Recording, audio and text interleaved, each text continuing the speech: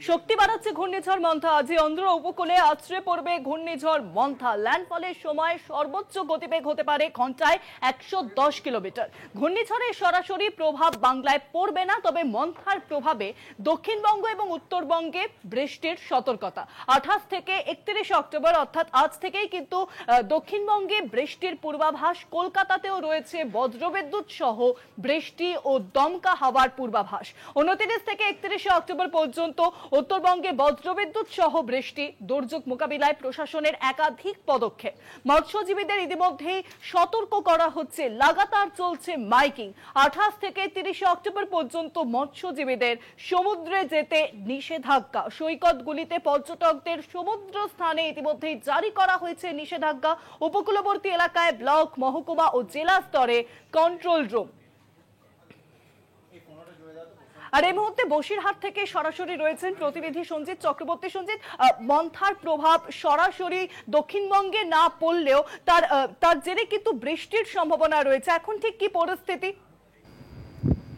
দেখো, যখন অন্ধ্রপ্রদেশের ল্যান্ডফল হওয়ার আগেই কিন্তু মান্থার যে গতিবেগ বাড়াচ্ছে তার কিন্তু প্রভাব ইতিমধ্যে উত্তর 24 পরগনার যে সুন্দরবন লাগাও ব্লক রয়েছে, সন্দেশখালী, হিঙ্গলগঞ্জ, বসিরহাট সহ একাধিক ব্লকে কিন্তু তার বৃষ্টি শুরু হয়েছে। বিশেষ করে সন্দেশখালী এবং হিঙ্গলগঞ্জের কিন্তু বৃষ্টির পরিমাণ কিন্তু সময় যত যাচ্ছে তত বাড়তে শুরু করেছে। ইতিমধ্যে তুমি জানো জেলা প্রশাসনের তরফ থেকে সব রকম ব্যবস্থা নেওয়া হয়েছে যাতে নদীতে এবং সাগরে যাতে মৎস্যজীবীরা না যেতে পারে, অন্যদিকে এবং তার নিষেধাজ্ঞা জারি করা হয়েছে। এছাড়াও যেসব পর্যটন কেন্দ্রগুলো রয়েছে, টাকি এবং হেমনগর জায়গা, যেসব জায়গা পর্যটন কেন্দ্র, সেই পর্যটকদেরকে কিন্তু সতর্ক থাকার নির্দেশ দেওয়া হয়েছে। ইতিমধ্যে কিন্তু টাকির বিভিন্ন পর্যটন কেন্দ্রগুলোতে তারা বিভিন্নভাবে মাইকিং প্রচার শুরু করেছে। সব মিলিয়ে যেটা সকালবেলাও আমরা দেখাচ্ছিলাম, অর্থাৎ আজ দুপুরবেলা যেটা দেখাচ্ছিলাম, পাশাপাশি যেসব সবজি ফসল আছে তারা ঘরে তুলতে শুরু করেছে কৃষকরা। পাশাপাশি বিভিন্ন যে সবজি ফসল, তার পাশে যত সময় যত যাচ্ছে এই মন্থার যে গতিবেগ বাড়াচ্ছে তাতে যে দক্ষিণবঙ্গে যে একাধিক জেলায় যে তার প্রভাব পড়বে তা কিন্তু প্রভাব পড়তে শুরু করে দিয়েছে। ইতিমধ্যে আকাশে কিন্তু মেঘলা আকাশ এবং বৃষ্টি শুরু হয়েছে এবং তার সঙ্গে ঝোড়ো হাওয়া বইছে বিভিন্ন উপকূলবর্তী এলাকায়, যেমন সন্দেশখালীর বেজবুড়ি এবং বসিরহাটের বিভিন্ন জায়গায়, হাসনাবাদ এবং হিঙ্গলগঞ্জ সহ একাধিক ব্লকে কিন্তু সেখানে ঝড় শুরু হয়েছে। ইতিমধ্যে কন্ট্রোল রুম খোলা হয়েছে বসিরহাট মহকুমা শাসকের দপ্তরে।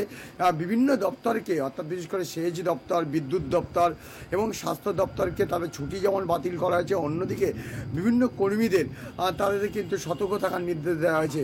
এছাড়া নদীবাঁধগুলো যেগুলো রয়েছে, যেগুলো দুর্বল রয়েছে, সেগুলো তাকে যাতে কোনো রকম যাতে বড় বিপর্যয় না হয় তার সব রকম ব্যবস্থা নিয়েছে আবহাওয়া প্রশাসন।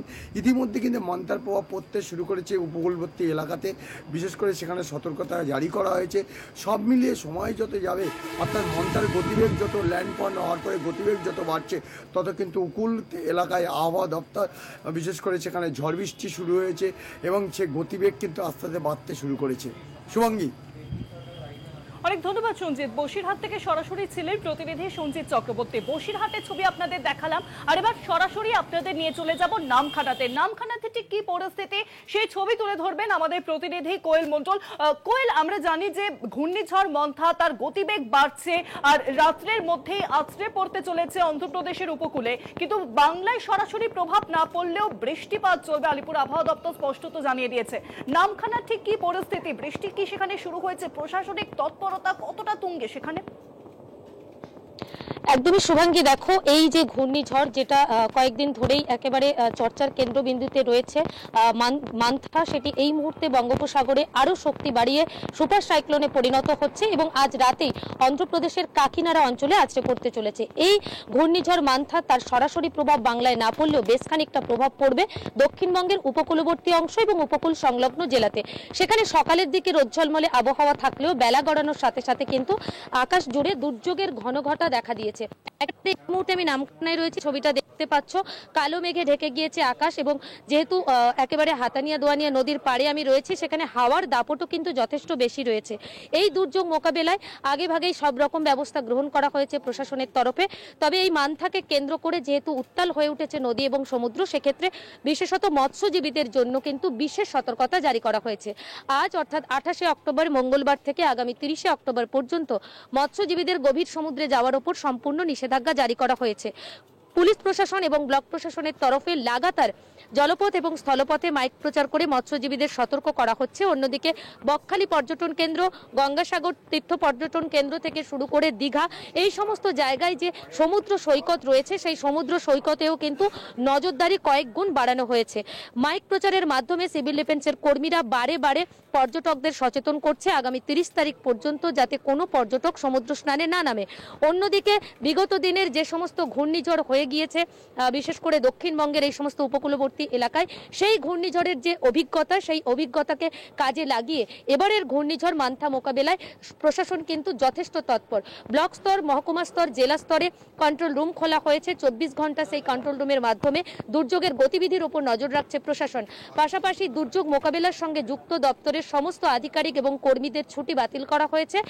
ব্লক অফিসগুলোতে পর্যাপ্ত পরিমাণে ত্রাণ সামগ্রী মজুত করা হয়েছে।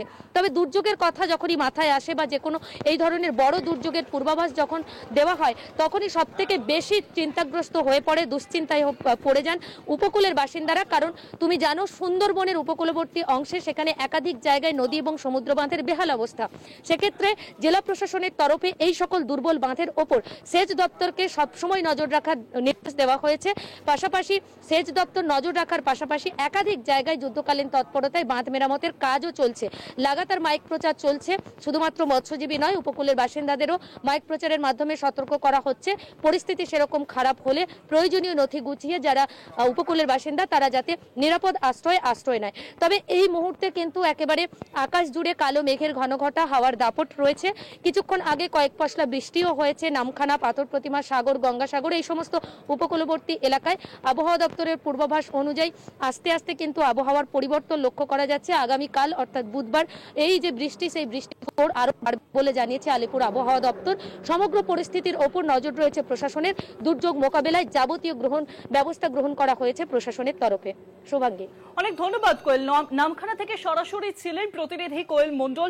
যে ছবি আপনাদের নামখানা দেখালাম সেখানে ইতিমধ্যে কিন্তু প্রশাসনিক তৎপরতা একেবারে তুঙ্গে। ঘূর্ণিঝড় মন্থা যে কোনো সময় আছড়ে পড়তে পারে অন্ধ্রপ্রদেশের উপকূলবর্তী এলাকায়। তার সরাসরি প্রভাব বঙ্গে না পড়লেও বঙ্গের প্রশাসন একেবারে কিন্তু তারা তৎপর।